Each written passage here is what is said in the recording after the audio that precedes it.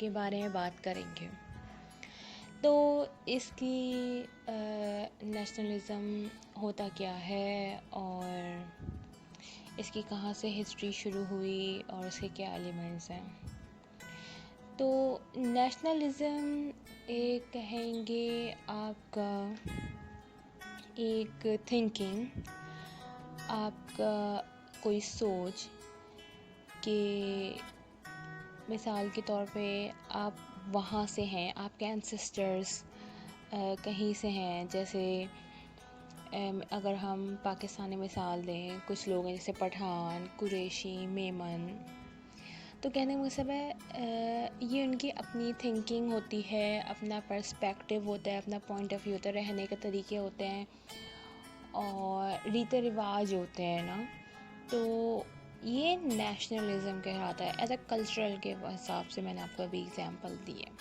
अगर हम इसकी हिस्ट्री में जाएं तो यहाँ पे ईस्ट इंडिया कंपनी की हम एक एग्जांपल लेते हैं, जहाँ से सही मायनों में नेशनलिज़्म हमारी मॉडर्न हिस्ट्री में जो शुरू हुआ है।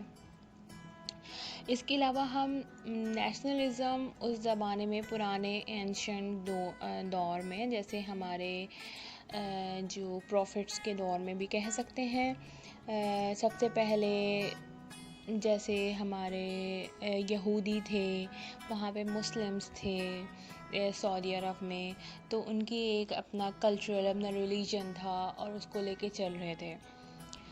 तो ये नेशनलिस्ट होते हैं, वो किसी भी पर्सपेक्टिव को लेके उसको फॉलो कर सकते हैं। जैसे मैंने अभी आपको कल्चरल मिसाल दी और मैंने आपको एक रिलीजियंस भी मिसाल दी।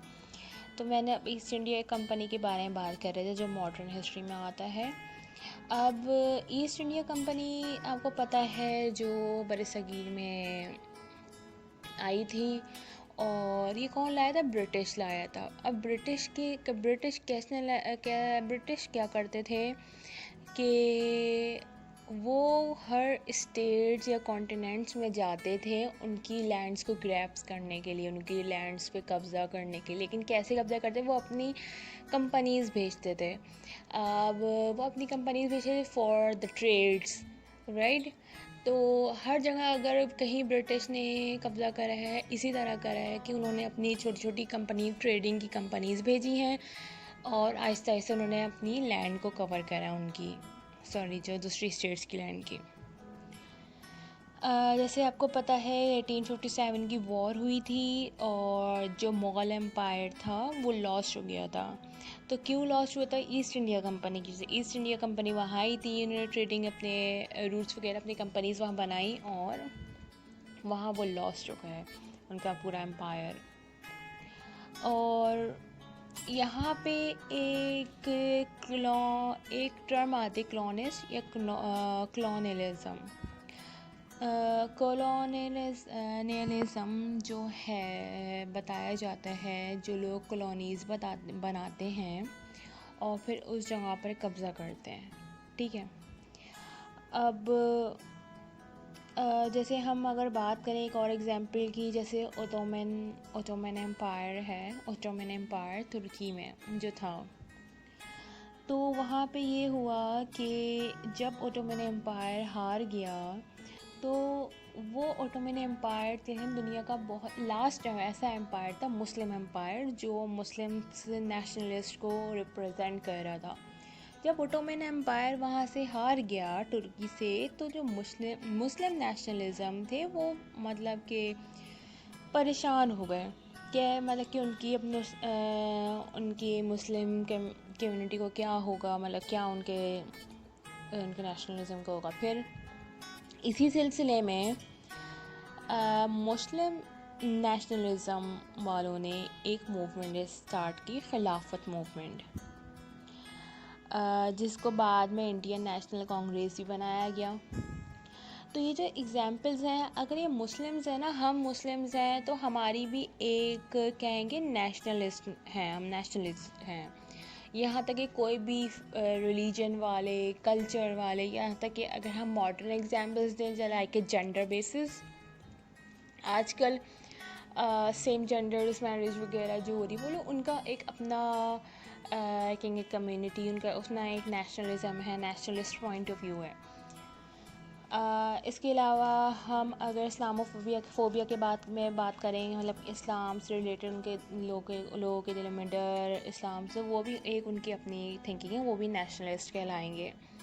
कोई भी बंदा उस पर किसी अपने पॉइंट ऑफ व्यू पे अब उसको यकीन रखता हो, उस पर अमल करता हो और वो करता आ रहा हो, ठीक है, तो उसको नेशनलिस्ट कहलाएंगे। अच्छा, इससे पहले मैं और एलिमेंट्स वगैरह पे जाऊँ, इससे पहले मैं एक छोटी सी बात कहूँगी यहाँ पे कि अगर यहाँ पे एक सवाल उठता है कि आज के दौर में, प्रेजेंट के दौर में जहाँ ग्लोबलिज़म इतना आम है, क्या नेशनलिज़म है? हम एक तरह से इसको ये भी कहेंगे कि हमारी आजकल की वर्ल्ड ग्लोबलाइज इतनी ज़्यादा हो गई है कि इतना हमें नेशनलिज़म नहीं नज़र आता as compare to last centuries, और जितने हमारे ग्लोबलाइज होती जा रही उतना ये नेशनलिज़म कम हो रहा है, लेकिन है नेशनलिज़म, ठीक है। जैसे मैंने आपको इस्लामोफोबिया के बारे में मिसाल दी, हमारे जैसे रिलीजन्स वगैरह है ना, कल्चरल वगैरह। अब इसमें क्या होता है कि अभी क्यों कम हो गया है, क्योंकि हमारी communication with other countries and other nationalist is more strong. हमारी जो कम्युनिकेशन है आसपास में दूसरे कल्चर के साथ बहुत ज़्यादा बढ़ गई है, ठीक है। उससे क्या होता है कि आपको उनके नेशनलिज्म, उनकी थिंकिंग को एक्सेप्ट करने में इतना ज़्यादा टाइम नहीं लगता, आप ईज़िली एक्सेप्ट कर लेते हो, ख़ास तौर पे आजकल की यूथ। अब मिसाल के तौर पे जैसे अगर इसकी एक और छोटी मिसाल ये हो सकती है कि सोशल मीडिया।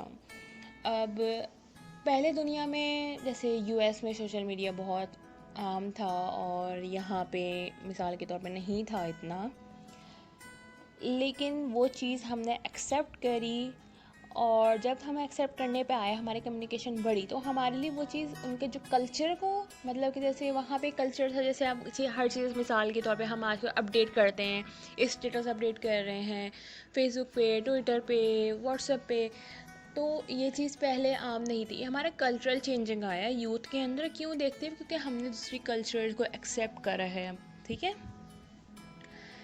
तो इसकी हम एक और, जैसे मैंने एक तो एग्जांपल दे दी कि हमारे कल्चर यहाँ पे नेशनलिज़म इतना ज़्यादा नहीं है, और जहाँ जहाँ पे है उसकी मिसाल जैसे मैंने दी इस्लामोफोबिया एंड अदर रिलीजन्स और अदर कल्चर्स जो निकल रहे हैं, उनकी जो पर्सपेक्टिव है, सही। अब एलिमेंट्स ऑफ नेशनलिज़म, इसके 5 एलिमेंट्स हैं जो अभी बता रही हूँ। Solidarity, self determine, national identity, power, freedom of speech. अब इसमें एग्जांपल्स जो बताई हैं उसमें से ये आ जाएंगे, ठीक है। अब ये हर तरह की मतलब क्या होनी चाहिए नेशनलिज़म में, अगर इस 5 एलिमेंट्स उस नेशनलिज़म में होंगे तो वो एक नेशनलिस्ट बंदा कहलाएगा या एक कम्युनिटी कहलाएगी, अगर ये 5 एलिमेंट होंगे। पहले उसको सॉलिडेरिटी होना चाहिए, मतलब कि उनको एक ही अपने पॉइंट ऑफ व्यू पे यकता यूनाइटेड होना चाहिए, उनको सेल्फ डिटरमाइंड होना चाहिए, और उनकी एक नेशनल आइडेंटिटी होनी चाहिए। नेशनल आइडेंटिटी उसे कहेंगे, देखो यहाँ पे हमारे एक और यहाँ पे बात बनती है कि हम थिंकिंग किस बात करते हैं, हर कोई अलग अलग सोचता है, क्या वो नेशनलिस्ट कहलाएगा? नहीं।